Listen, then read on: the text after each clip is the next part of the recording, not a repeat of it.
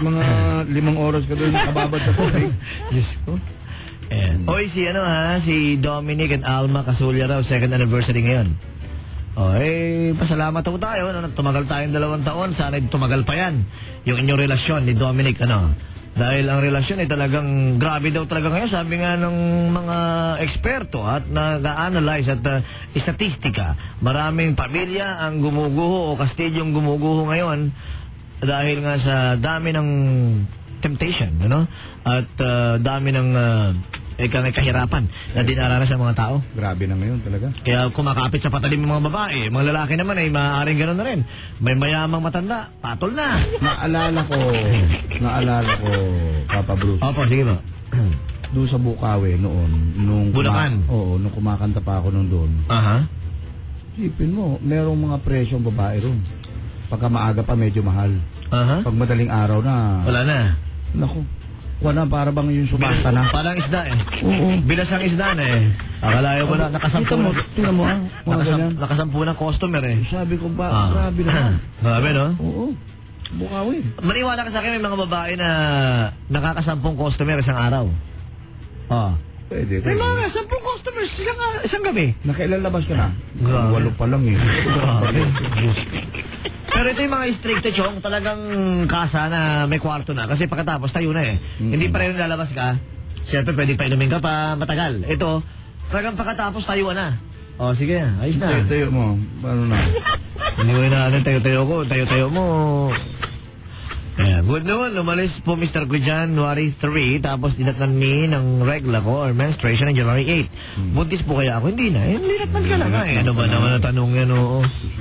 Dinatnan ka na? Buntis ka pa? Saan ka nakakita nun? Baka dinatnan ka ng boyfriend na iba. Iba na Ibang usapan yan. Kakatakot yan. Yung dalagang kapitbahay namin gusto mag-work sa Japan. Pinahiram ko na nga ng pera pero sinampal pa ako. Sinabi ko lang naman na ibalik mo sa akin yan pag maluwag ka na, Maluwag. Tinulungan mo na Good kaya po mga papa, garidain na inima pundo na uran. Grabe, no? Garida cool na naman ang magpapaputok sa tao. Ba, may naman na... Putok na. Yung goma ko, pumuputok. Nakadalawang putok na ang goma ko. Yan ang pumuputok ngayon dahil hindi mo nakita ang daanan mo. May mga pati pakong dyan. parating naman ito sa water district. Kanina yan. Sobra ganda ng serbisyo nila. Kalain mo, mag-iilang buwan na kaming naliligo at umiinom ng may kulay na putik na tubig. Sabi siya ganyan, di ba? Inimba ko lang yung laban niya. Good PM po. Si Arman Caris. Sige, binabati na ni Papa Tam, no? Magandang hapon. Alauna na, talk to Papa na ayos. Pakibati po family Canillo, Selyuna, Tanawan. Malinaw, Albay. Alauna, alas 3 na kaya. Nahuli lang yan, dumating. Ngayon lang.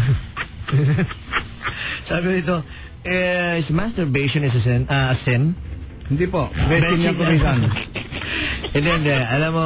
Kasi kung asin yan, madali matunaw yan. Hindi, for some people, they believe talagang mali. Kasi sabi ni Pablo, Apostol Pablo, kung nagkakamali, may isang teksto sa Biblia, sinabi niya na, ang mag-isip ka lamang ng masama sa kapwa mo o magnasa. Kasalanan na. Kasalanan. When you do that, nag-i-imagine ka. Iniisip mo si ganito. Kapitbahay nyo, si Trining. Trining.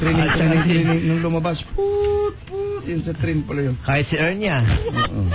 Iniisip ko si Ernia. Pero wala tayong magagawa. Parte ng buhay natin na gawin yan, Siguro kasalanan talaga yan, pero iwasan kung kaya. Bakit hindi?